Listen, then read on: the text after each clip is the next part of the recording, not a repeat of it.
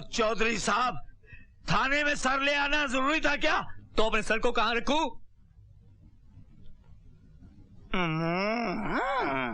लेकिन सर आप टकले कब से हुए? और चौधरी साहब, ये टकले का सर है ना, गुस्से का स्विच बोर्ड है, स्विच बोर्ड, जिसके 24 बटन आपने दबा दिए हैं। शुक्र करो आप बच गए, क्योंकि आप भी तो टकले हैं ना। लेकिन मैं उस साले को नहीं छोड़ूंगा। अब बता, तूने रुपया लिए या नहीं? नहीं, मैंने कुछ नहीं किया, भगवान की कसम मैंने कुछ नहीं किया। ये झूठ बोलता है इंस्पेक्टर। तू ऐसे नहीं मानेगा। नहीं, मैंने चोरी नहीं की है।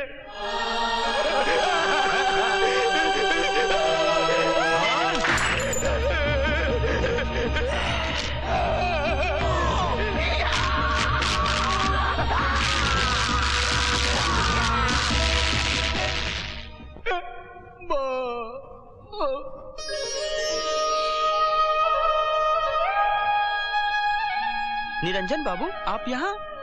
जी, आज मेरी फैक्ट्री का मुहूर्त है।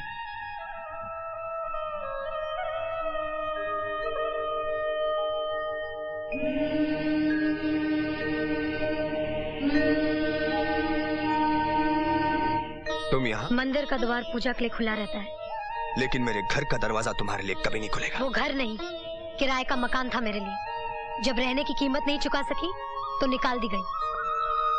हर एक के जीवन में कुछ न कुछ सालों के लिए बनवास का समय आता है, और इसे तो काटना ही पड़ता है। ओह, तो तुम यहाँ बनवास काटने आई हो? हाँ। तो काटती रहो, इसलिए कि तुम्हारे बनवास का कोई अंत नहीं होगा। क्या इसलिए कि मेरा राम ही रावण है? मैं किसी का राम नहीं और ना ही राम बनना चाहता हूँ। ये दुनिया राम लीला नहीं, महाभारत है। यहाँ जीतना ही धर्म है, और किसी भी कीमत पर जीतो। छोटे चौधरी, किसी भी कीमत पर जीतने वाले अक्सर जीतकर हार जाते हैं। लेकिन मैं कभी नहीं हारूंगा। आपकी बारात मंडप से वापस आ गई। कल्पिता की साड़ी सफेद हो गई, आपके बाप की पगड़ी उछाली गई। क्या कर लिया आपने? तो तुम यहाँ बनवास काटने नहीं, बदला लेने आई हो। देखता हूँ तुम बदला कैसे लेती हो। पाप का घड़ा अगर भर गया हो तो उसमें कंकर मारने की जरूरत नहीं पड़ती, वो घड़ा खुद ही फूट जाता है। छोटे चौधरी, औरत जब तक रोती है तभी तक कमजोर होती है।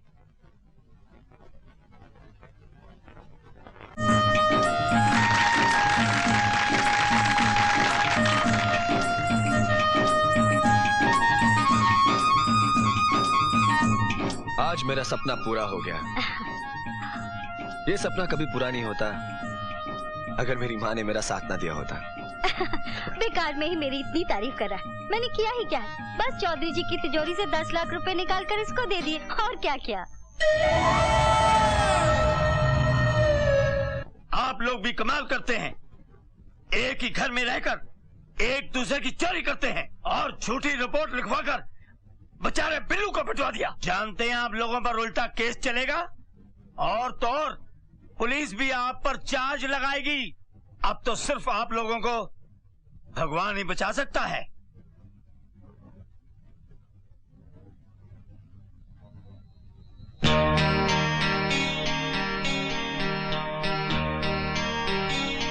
ये क्या है? आप ही ने कहा था ना कि अब सिर्फ भगवान ही बचा सकता है। हाँ, मैंने कहा था।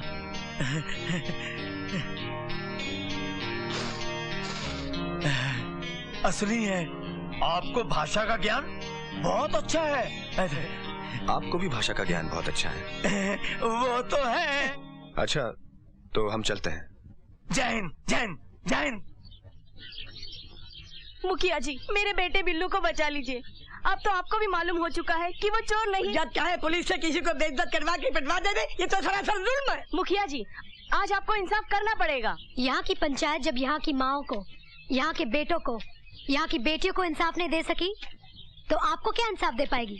बताइए मुखिया जी, चौधरी परिवार के ताल पर यहाँ का समाज कब तक ठुमके लगाता रहेगा? कब तक? क्या पूरा समाज छक्का हो गया है? ए मुखिया, तुम लोगों ने गांव में ये पंचायती विचायती क्या लगा रखी है? चलो फूटो यहाँ से। अदब से बात कीजिए, ये कोई बाई का कोठा नहीं, गांव की पंचायत है।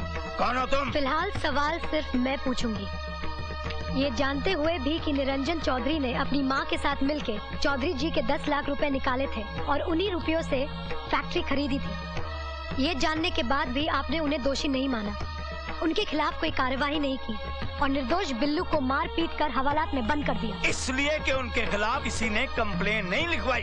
तुम एक्शन कैसे लेता?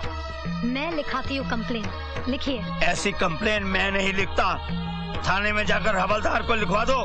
ये कंप्लेन तो आप ही को लिखनी पड़ेगी। और अभी तुम कोई जिला मजिस्ट्रेट नहीं हो जो मैं तुम्हारा हुक्म मानूं। अब तो हवलदार हमारी कंप्लेन नहीं लिखेगा। तब तो मुझे ही मजबूर होकर लिखना पड़ेगा।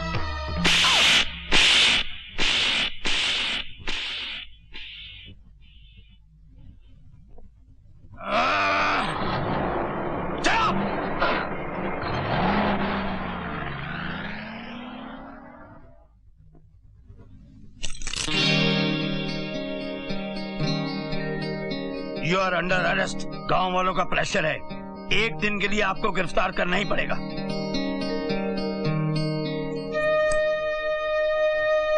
कैसी लगी नई ससुराल?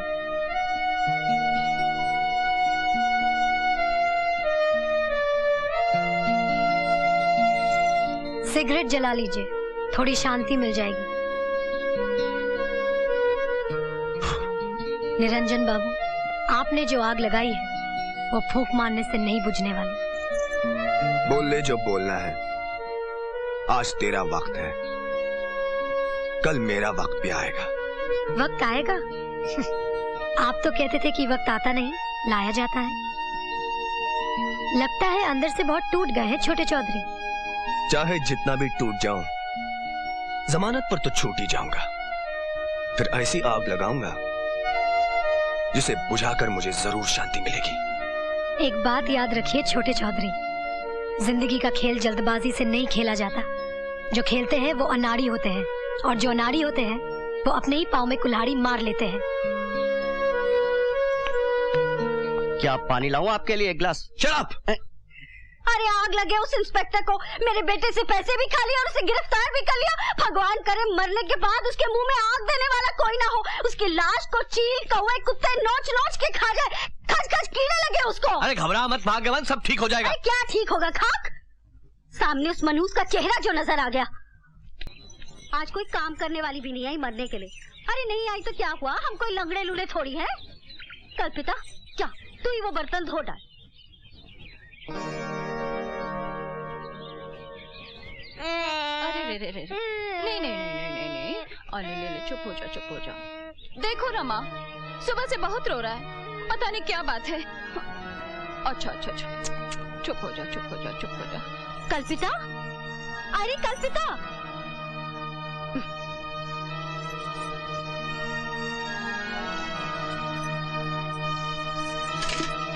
बाल्टी भी खा।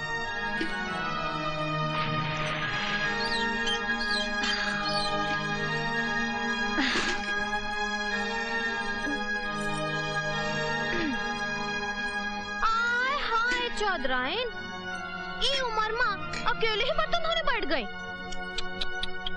अफसोस, पर तुम कर भी का सकती हो, तुम्हारे घर में गंदा बर्तन भी तो बहुत हैं। एक बात कहते हैं चौधराइन, वैसे अपना काम खुद ही कर लेना चाहिए। अपना काम करने से क्या होवत है, सेहत भी अच्छी रहती है और रात को नींद भी बड़ी बढ़िया आती है ना चौधराइन? अच्छा, अब चलते हैं। ससुरी फुदरी की।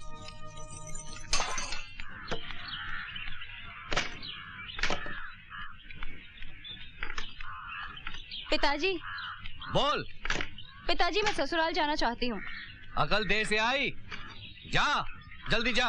पर खाली हाथ कैसे जाऊँ? अरे भीख मांगती जा। क्या मतलब? मतलब ये कि माँ बेटी ने मिलकर मुझे कंगाल बना दिया है। अब तुझे कहाँ से दूं? सुबह से चौधरी ने कुछ खाने के लिए भी नहीं भेजा है।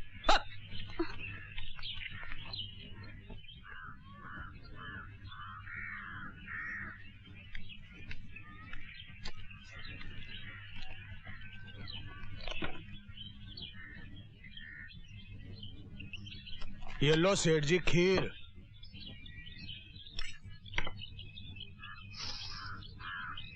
खुशबू तो अच्छी है। बहुत अच्छी है। ये ले। लो पिताजी।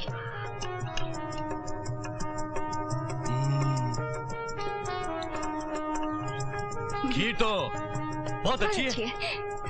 किसने भेजी इतनी सारी खीर? आपकी बहू ने।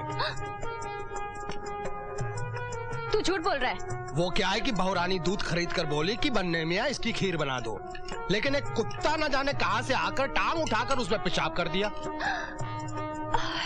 मैंने उससे पूछा कि इस दूध का क्या करूं? बोली दूध को बर्बाद न करो, इसकी खीर बनवा कर ससुर जी को भिजवा दो। मुझे उसकी बात माननी पड़ी। क्या इसमें कुत्ते का पेशाब है? हाँ। ये क्या किया आपने? अब क्या हुआ? इस हांडी में मेरी छोटी साली पेशाब करती थी। क्या? निकल जा मेरी दुकान से। हट हट हट। चौधराइन, चौधराइन, चौधराइन। मैं अभी बहरी नहीं हुई जो इतनी जोर से चिल्ला रहे हो। तुमने आज दिन में खाना क्यों नहीं भेजा? यहाँ बर्तन कौन धोता? तो माँ बेटे की वजह से तो यह हाल हुआ है कि आज गांव का एक आदमी भी हमें पानी तक देने को तैयार नहीं है। अब भगो। बेटा मेरे लाल।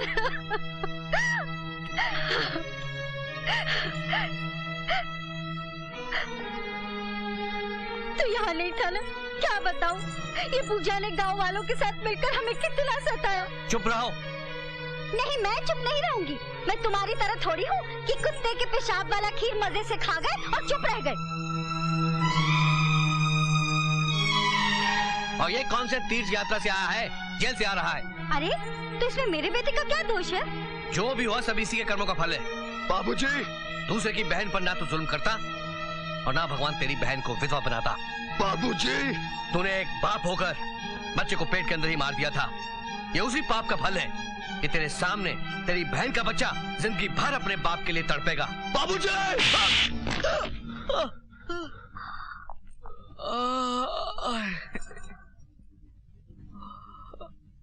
जवानी में थोड़ा गुस्सा तो आ ही जाता है। मैं तो पहले ही कह रही थी चुप रहो चुप रहो। ये तुमने कब कहा था? ठीक है, नहीं कहा था तो आपको तो चुप रहना चाहिए था। उठो उठो, काम ही ऐसा करते हो कि कुत्ता भी मुंह चाट ले। बाबूजी, बाप के साथ बड़ी हमदर्दी जता रही है। दिन में जब खाना पकाने और बर्तन धोने के लिए मैं तुझे ढूंढ रही थी, उस वक्त कहाँ गई थी मटर गश्ती करने? माँ, मैं मुन्ने को दूध पिला रही थी। झूठ बोलती है तू तो शुरू से ही कामचोर है। अब तक घर के कामों में तुम्हारा हाथ कौन बटाती रही? तू बटाती रही? चुप हो जा चौधराइन। अरे ये क्या मेरा हाथ बटाएगी? शादी के बाद ये बोझ बनी रही मुझ पर। यहाँ पड़ी पड़ी खटमल की तरह खून चूसती रहती है और क्या करती है? माँ, तुम ये भूल गई कि मेरे पति ने इस घर के लिए अपनी बलि चढ़ा दी है। अरे उस एहसान के बदले तुम लोगों को उनकी तस्वीर पर रोज माला चढ़ानी चाहिए। माला डालनी चाहिए। एक नंबर का चरसी और बदमाश था वो। मामा क्या कह रही है? सुअर की अगर बलि चढ़ जाए तो क्या उसकी गिनती हिरन में होने लगेगी? सुअर तो सुअर ही कहलाएगा। माँ, मैंने तुमको चुप रहने को कहा भी था। मेरी कौन सुनता है? काम ही ऐसा करती हो कि कुत्ता भी मुंह चाट ले।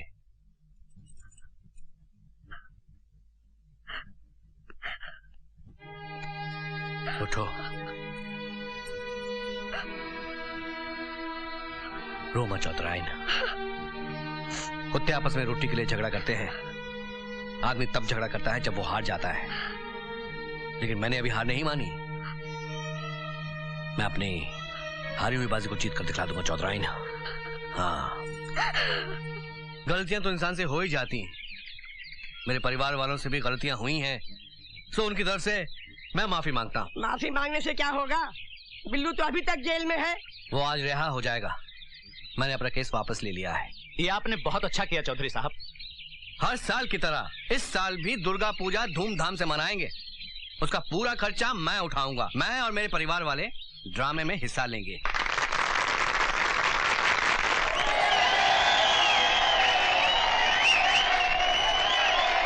शांत शांत शांत।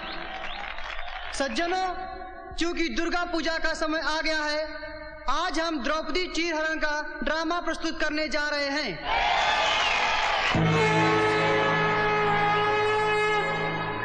चलो, तुम्हें रिहा किया जाता है।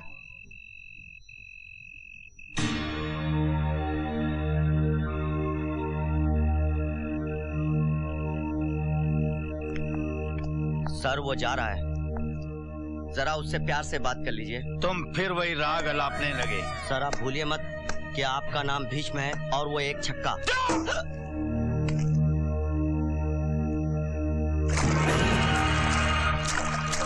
मैं दुर्योधन हूं, दुर्योधन। मैं कोई भी बाजी नहीं हारता। तुम लोग द्रौपदी को भली भांति पहचानते हो? हाँ भ्राताश्री, वही मनमोहनी गजकामनी, मृग नैनी, रसवंती और लाजवंती है।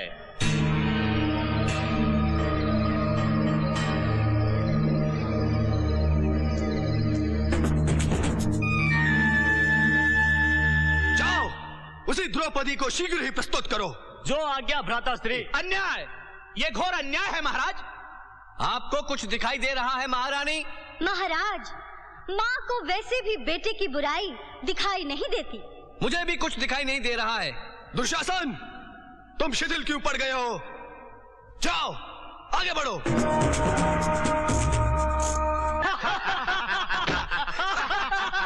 देखते क्या हो? यही उचित समय है जब तुम अपने अपमान का बदला ले सकते हो। इतिहास साक्षी है, ऐसा शुभ अवसर बार बार नहीं मिलता।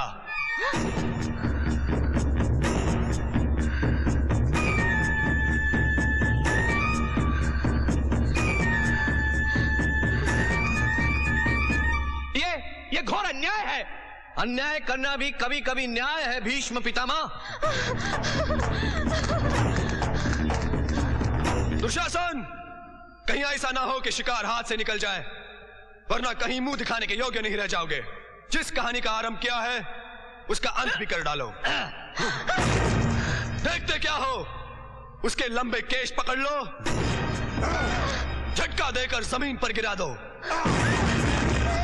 सब भूल जाओ, सिर्फ वो क्षण याद रखो जब अपमान की धधकती हुई ज्वाला में तुम जले थे।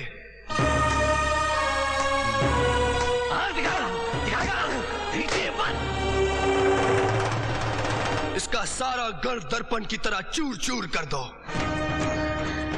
नहीं, मुझे छोड़ दो। महाराज, महाराज, घोर अन्याय। अन्याय कैसा? बड़ों की सजा छोटों को भुगतनी ही पड़ती है।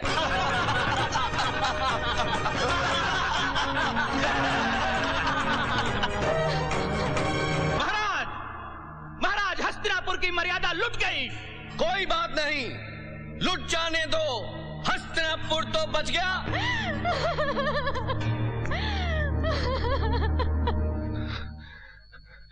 मैं उसका खून कर दूंगा।